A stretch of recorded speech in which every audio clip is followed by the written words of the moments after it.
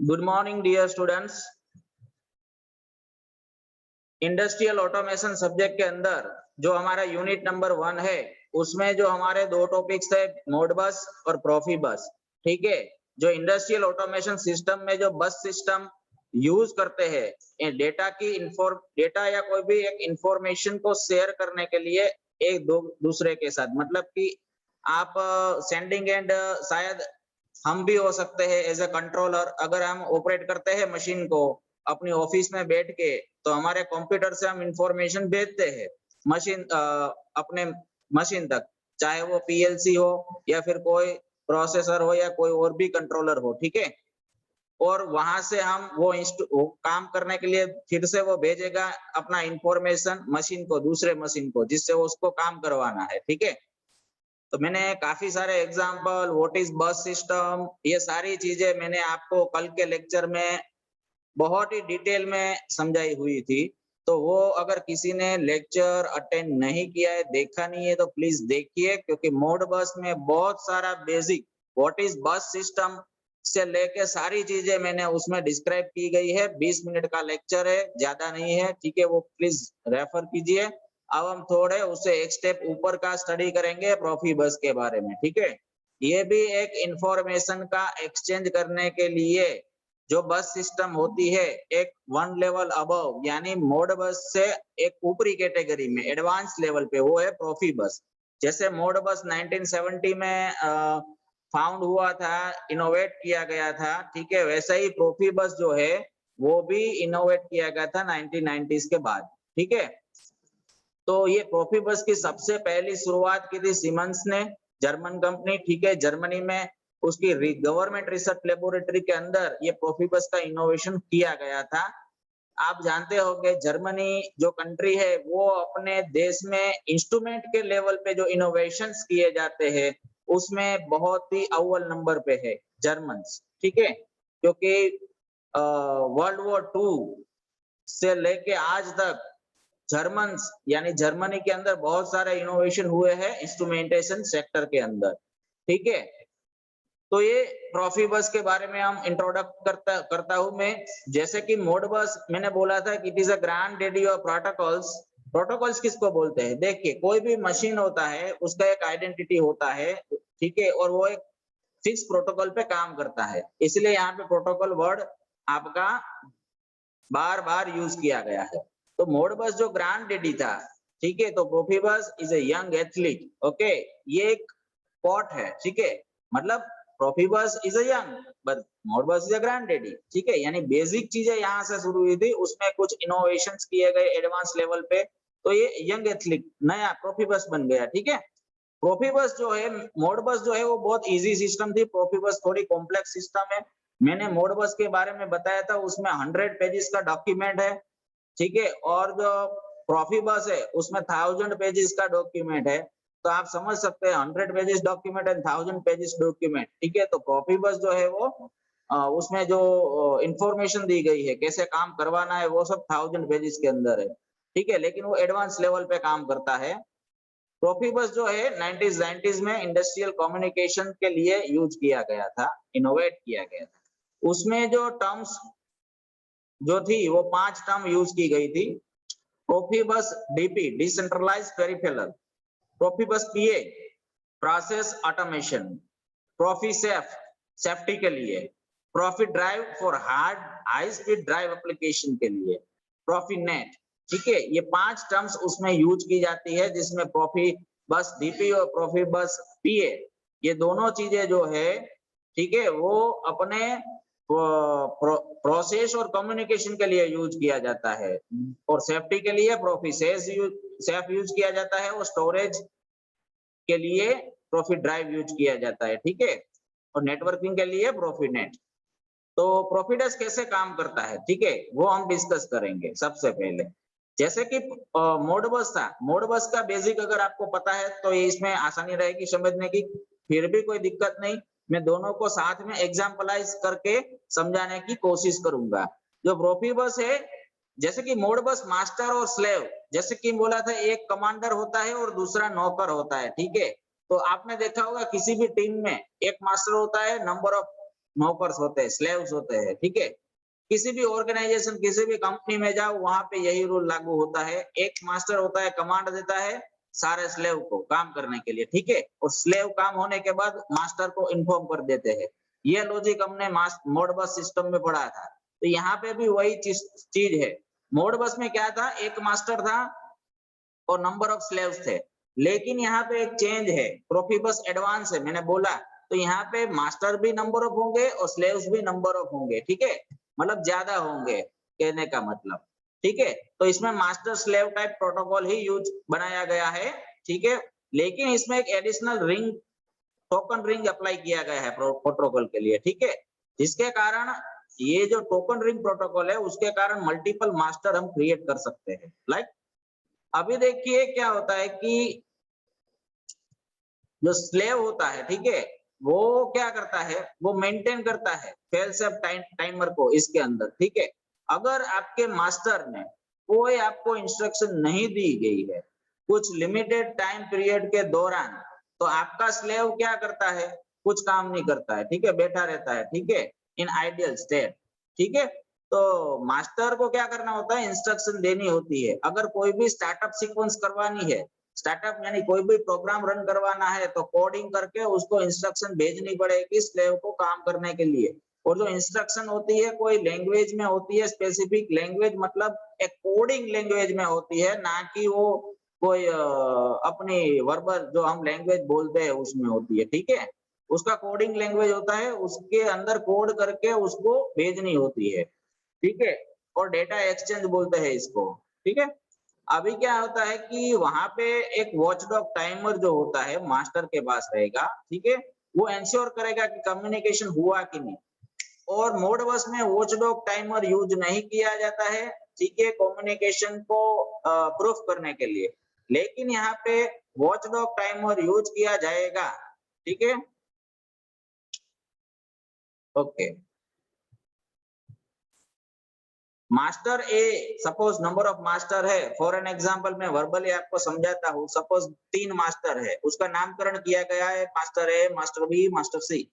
तो मैं एक एग्जांपल के तौर पे प्रोसेस समझाऊंगा कैसे काम होता है। तो मास्टर ए है सपोज, उसके पास टोकन आया, ठीक है, यानी इंफॉर्मेशन आई, वो रिसीव करेगा, ठीक है। और कंट्रोल बस को वो टोकन रिलीव करेगा, मतलब भेजेगा। उसके बाद क्या होगा कि वो स्लेव को मिलेगा, ठीक है, ओके, क्योंकि वो स्लेव को मिल चुका है, क्योंकि वो पास किया गया है मास्टर के द्वारा, ठीक है। अब जब वो मिल गया है, ठीक है, तो वो स्लेव क्या करेगा, उसके मुताबिक काम करेगा और रिजल्ट जो आएगा वो सारा उसको बैक दे देगा, यानी फिर से मास्टर को दे देगा, ठीक है। तो इसमें क्या होता था, एक आपको जो डेटा एक्सचेंज होता है, ठीक है, ओके। अब वो मास्टर का काम खत्म हुआ, तो दूसरे, अगर कोडिंग में दूसरा मास्टर इन्वॉल्व है, तो उस मास्टर को भी एग्जीक्यूट करना होगा इसी प्रकार से, यानी that will result go toward the next master, okay. तो अगर डिटेल डायग्नोस्टिक की रिक्वायरमेंट है हर एक स्लेव से, ठीक है, तो हमें प्रोटोकॉल इस प्रकार से डिजाइन करना होगा, क्योंकि तभी हमारा डेटा एक्सचेंज प्रॉपर्ली हो पाएगा, ठीक है। और स्लेव जो है वो अलर्ट करेगा किसी भी प्रकार का रिजल्ट आया उससे, ठीक है, और बस स्कैन होती रहेगी। तो यहाँ पे एक डायग्राम प्रोफिबस का दिया गया है, जिसमें डीपी और पीए, मैंने बोला ना, ये दो चीजें होती है बेसिकली प्रोसेस और कमांड करने के लिए जरूरी होती है। बाकी सेफ्टी उसमें यूज की जाती है बाकी था, और स्टोरेज में और नेटवर्किंग में, ठीक है। यहाँ पे देख लीजिए प्रोसेसर है प्रोफिबस कंपेटिबल, ठीक है। ये एरे जो है, ये लाइन है डीपी फील्ड डिवाइस के लिए है, ये पीए फील्ड डिवाइस के लिए। तो डीपी फील्ड के जो डिवाइसेस यहाँ लगेंगे, पीए फील्ड के यहाँ लगेंगे, ठीक है। और यहाँ पे कपलर लगा होगा, ये दोनों को ऑपरेट करवाएगा, ठीक है, समझ में आया? ओके। अगर फिजिकल लेयर के बारे में चर्चा करते हैं, तो जो मेन फिजिकल लेयर होता है प्रोफिबस का, वो डीपी होता है और वो बेस्ड होता है RS-485 प्रोटोकॉल के ऊपर, ठीक है। जो मोडबस भी यूज करता था 485 प्रोटोकॉल, ठीक है, RS-232 प्रोटोकॉल, RS-485 प्रोटोकॉल, ये सारी मोडबस भी यूज करती थी। इसमें भी डीपी जो है प्रोफिबस डीपी वो यूज करेगा, इसमें कोई दो राय नहीं है। फिजिकल लेयर जो होगा वो डिजाइन किया जाता है 2 वायर सिस्टम, एक डीपी के लिए और एक एपी के लिए, ठीक है। यानी यहाँ पे देख लीजिए, सॉरी पीए के लिए, ठीक है, डीपी फील्ड और पीए फील्ड डिवाइस, इसके लिए 2 वायर सिस्टम डिजाइन किया जाता है। और उसमें जो स्पीड रखी जाती है 12 एमबीपीएस की रखी जाती है मिनिमम, जिससे वो फास्ट कम्युनिकेशन कर पाए कोडिंग का, ठीक है, जो कोड्स डिलीवर किए जाते हैं उसका, ओके। और यहाँ पे जो कनेक्टर यूज किए जाएंगे वो RS485 कनेक्टर्स होंगे, क्योंकि वो प्रोटोकॉल पे काम करते हैं, ठीक है। तो ये बहुत ही एफिशिएंट रहेगा। अगर इंस्ट्रूमेंटेशन की बात करें तो प्रोफिबस पीए जो है, ठीक है, तो उसका जो फिजिकल लेयर होगा वो IEC 6115-2 के नाम से भी जाना जाता है, ठीक है, जिसको मैनचेस्टर पोर्ट कहते हैं, बस पावर्ड कहते हैं, ठीक है। और सेफ होता है ये लेयर, क्योंकि इंस्ट्रूमेंट जहाँ पे होता है वहां पे जो प्रोफिबस लगाई जाती यूज की जाती है वो सेफ्टी रखनी बहुत आवश्यक है। और वो जो कम्युनिकेशन 2 वायर सिस्टम पे ही होगा, ठीक है। और सेफ्टी का एनवायरनमेंट के लिए हमने तीसरा जो प्रोटोकॉल यूज किया था, क्या था, प्रोफीसेफ करके, प्रोफीसेफ जो 3rd लेवल का था, ठीक है। तो उसके 2 अप्रोचेस हैं, कैसे हम सेफ्टी प्रोवाइड कर सकते हैं। अगर हम पावर सप्लाई कर रहे हैं कोई इंस्ट्रूमेंट को और वो इंस्ट्रूमेंट हजार्डियस एनवायरनमेंट के अंदर इंस्टॉल्ड है और काम कर रहा है, ठीक है, तो वहां पे भी पावर का ध्यान देना होगा। दूसरी बात, वहां से पावर बाहर निकलती है तो उसका भी ध्यान देना होगा, क्योंकि वो एनवायरनमेंट हजार्डियस है, ठीक है। तो हमें और उसमें सेफ्टी इंक्लूड करने के लिए हमारी कॉस्टिंग इंक्रीज हो जाएगी, क्योंकि हमें कंड्यूट बनाने पड़ेंगे या फिर लेने पड़ेंगे, उसमें सीलिंग की प्रक्रिया करनी होगी, उसके बाद हम वहां से वायर के थ्रू एनर्जी सप्लाई कर सकते हैं, ठीक है। वो कॉस्ट बहुत एक्सपेंसिव रहता है। तो सेकंड अप्रोच क्या होता है कि हम प्रोफिबस पीए यूज करते हैं, तो पीए में ही ऐसा चीज कर दे कि जब वो पावर जो जाती है फील्ड में वो सेफ्टी के लेवल तक हो, मतलब वो सेफ्टी ब्रेक ना करे, ठीक है। उस और वहां पे क्या होता है, वो प्रोटोकॉल से ही सब एडजस्ट हो सकता है, तो कंड्यूट की रिक्वायरमेंट नहीं रहेगी और एक्सपेंस भी कम हो जाए। अब देखिए प्रोफिबस के टाइप कितने हैं, बेसिकली प्रोफिबस डीपी, पीए और एफएमएस, ठीक है।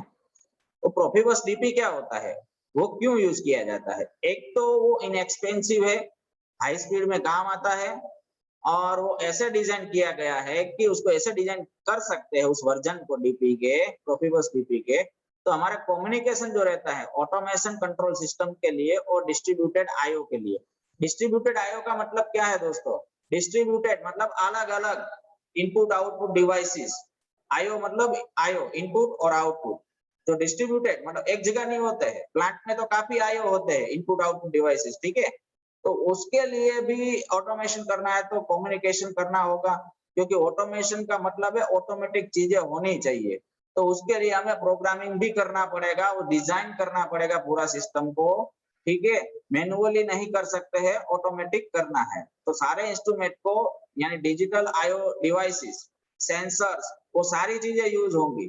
तो सबके लिए हमें प्रोफिबस डीपी वर्जन को डिजाइन करना पड़ेगा, ठीक है। और it can be used for signal transmission, okay, over 20 milliampere currents और 24 volt, okay, उसको ज्यादा चीजें नहीं चाहिए, उतना तो मिलना ही चाहिए तभी तो ये काम करेगा। तो प्रोफिबस पीए जो है, ठीक है, वो प्रोसेस ऑटोमेशन के लिए है डिजाइन, ठीक है। प्रोसेस कैसे होती है, जैसे कि कोई सेंसर लगा है, एक्चुएटर लगा है, और वो सारी चीजें एक ही बस पे लगी हुई है, कॉमन बस के साथ कम्युनिकेट कर रही है, क्योंकि वो सेंसर है, एक्चुएटर है, उसको कॉमन बस से कनेक्टिविटी देनी पड़ेगी, क्योंकि जो इंफॉर्मेशन आती है वो कॉमन बस पे ही आती है, वहां से वो जिसको लागू पड़ती है, जहाँ का एड्रेस दिया गया है वहां पे वो इंफॉर्मेशन पहुंचती है, और उस इंस्ट्रूमेंट को वो काम करना होता है। वो सारी चीजें कोडिंग से होती है, लेकिन आपको यहाँ पे कोडिंग सीखने की कोई आवश्यकता नहीं है, लेकिन कंसेप्ट को समझना होगा, क्योंकि आगे जाके अगर फील्ड में जाओ तो ये काम आए, ठीक है, कि ऐसी चीजें होती है, ठीक है। और जो data communication always 2 wire system पे होगा, ठीक है, ये आपको ध्यान रखना है। और जो आईसी स्टैंडर्ड 1158-2 फॉलो होगा, okay. PMF sorry FMS Profibus, वो एक general purpose solution communication task perform करता है, ठीक है, सेल लेवल पे काम करता है, ठीक है। काफी सारी एप्लीकेशन में यूज किया जाता है, फ्लेक्सिबिलिटी प्रोवाइड करता है, ठीक है। और it can be use for complex communication services, ठीक है। तो प्रोफिबस एफएमएस इतना ही बेसिक याद रखो, उसको डिटेल में नहीं करना है, डीए और पीए को डिटेल में थोड़ा याद रखो। एडवांटेज क्या है प्रोफिबस पीए के? तो प्रोफिबस पीए जो होता है उसके पास डिजिटल डेटा कम्युनिकेशन अगर ऑटोमेशन सिस्टम और फील्ड डिवाइसेस के बीच में करवाना है तो काफी अच्छा उसमें आप कर सकते हो दूसरों के कंपैरिजन में। तो ये सबसे बड़ा उसका एडवांटेज है, ठीक है। तो यहाँ तक हमारा था प्रोफिबस पीए।